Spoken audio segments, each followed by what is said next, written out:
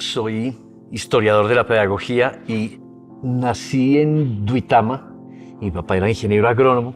Por cosas de la vida estuvo trabajando en caucherías en Antioquia y tuvo una malaria fuertísima y le dijeron que no podía volver a trabajar en tierra caliente. Entonces empezaron a rotar por zonas frías. Mi padre era muy extrovertido y un lado de mi ser es eso de mi padre, pero hay otro muy introvertido. En esta foto él está en medio de unos trigales dorados y ese es uno de los recuerdos más fuertes y más hermosos que tengo, tanto del paisaje andino de Pasto con esas colchas de retazos de colores de los pequeños fundos de los campesinos, la mezcla entre el océano de trigo, entre el paisaje, la naturaleza y esos caminos, esas caminadas, fue como premonitorio de mis modos de ser.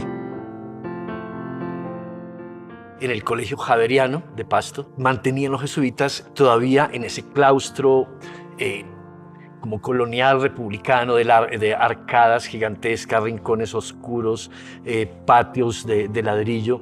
Fue muy fuerte, me marcó, digamos, emocionalmente mucho. Había mucha soledad en eso. En el año 70 volvieron a trasladar a mi papá, esta vez ya a Medellín. Llegamos al San Ignacio de Medellín y había cineforo, había periódico estudiantil, había grupo de rock. La revolución de los 70, del 68, en pleno furor. En la misma compañía, dos colegios en el años 65 a 70 eran el siglo XVIII y el siglo XX, en un vuelo de avión que nos cambió la vida a todos.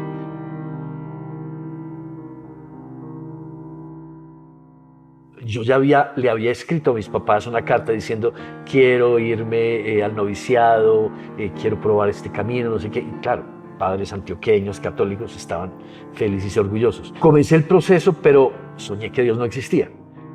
Y me levanté, ¿qué voy a hacer aquí? Esto no puede ser. Y así tomé la decisión de que no iba a ser sacerdote. Y entonces, claro, fue el camino más bien de la escritura, de lo que después resultó esta, llamemos, militancia pedagógica.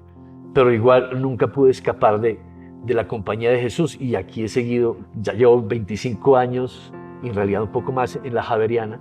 Todavía me pregunto si sigo siendo una especie de sacerdote laico. Acababan de abrir en la Universidad de Antioquia dos carreras nuevas, psicología para hacer psicoanálisis e historia. Historia, pregunté, ¿y tiene matemáticas? No tiene. Y bueno, me suena, me interesa, probemos. Ya, fue mi identificación con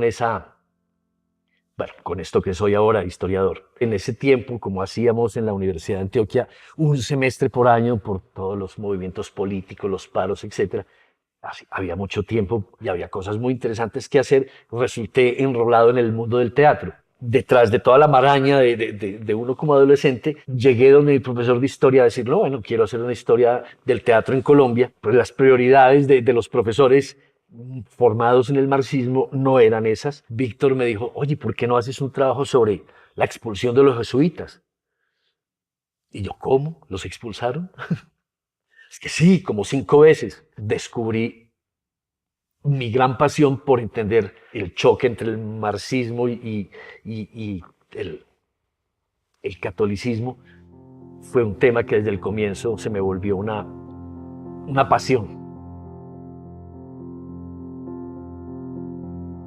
10 años en Pasto, 10 años en Medellín y a los 10 años, curiosamente, salir de Medellín a Bogotá. Estaba solo y viví la ciudad así.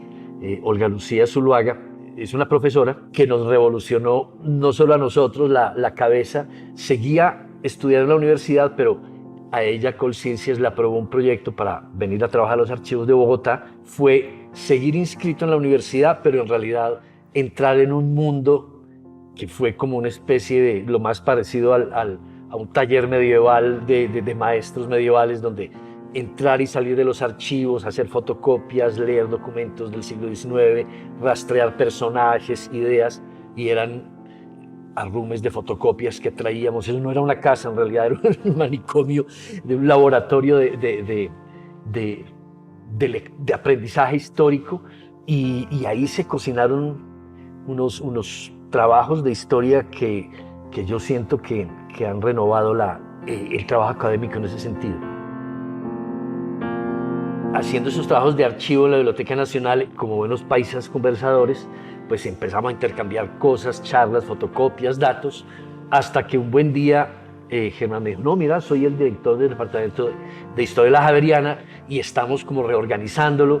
Me invitó a dar una cátedra y se me sentó todo el semestre a ver si yo podía, y le tenía pánico a ser profesor.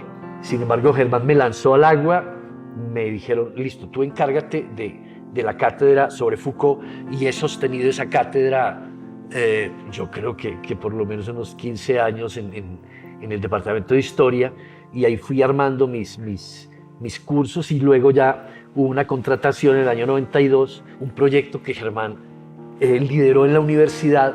Se necesitaba en ese momento que hubiera doctores en el departamento y en la universidad, y fue, no sé si la primera vez en la Javeriana. En ese momento estamos hablando de los años 90-92, deje que mis profesores tengan medio tiempo para investigar y medio tiempo de docencia.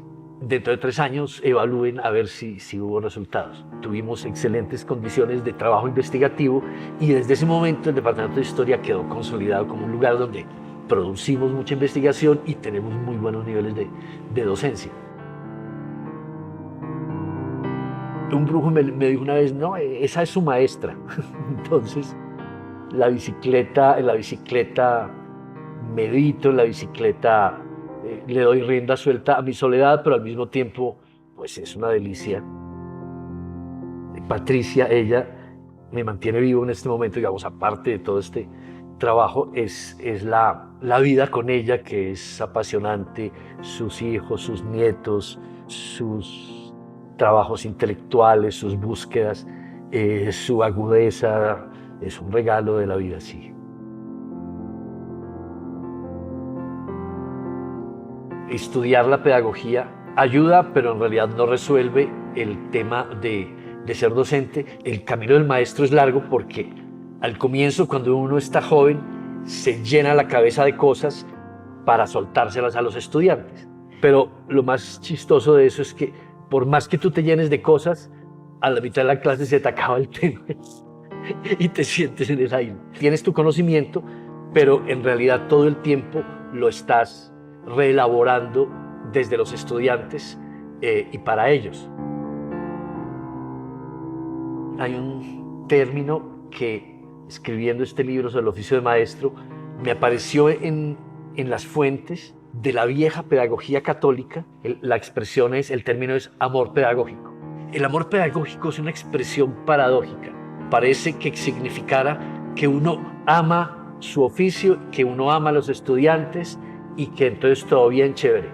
No, lo pedagógico, dijéramos brevemente, es una relación de poder. Entonces, el término amor pedagógico empieza a circular de muchas maneras para ponerte a pensar: acoge al otro, mira al otro, escúchalo, tú mismo trata de ponerte en los zapatos del otro, pero date cuenta que estás en un dispositivo ya prefabricado que te pone a jugar ciertos roles a pesar de ti mismo.